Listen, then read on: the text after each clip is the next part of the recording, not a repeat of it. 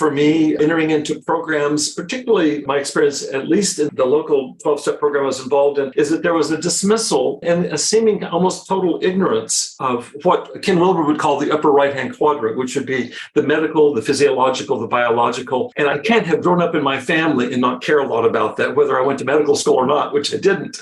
And so that was a problem for me. I was well aware, especially with the advent of brain scan technology, advances in the neuroscience of addiction, that it just seemed almost criminal to me that not to be integrated into recovery. It was an incredibly powerful language to help me deal, for example, with my shame. It's like to understand what you're up against biologically. I think it's just an incredibly important context. I don't think it's the end of it, but it's a very important piece. That was missing for me in a lot of the recovery programs, not working with John, because John was well-equipped and committed to integrating the science of addiction, let's say. But my background was in clinical psychology, and the fact that there would be so little emphasis given to the progress that has been made, particularly across the course of my career in the last few decades, in trauma theory and intervention, in the advances in attachment theory, in interpersonal neuroscience, sometimes called interpersonal neurobiology. There were all these advances that would really inform not only what gets people into addiction, but what might help to get people out of addiction. And I felt like that was a really big missing piece.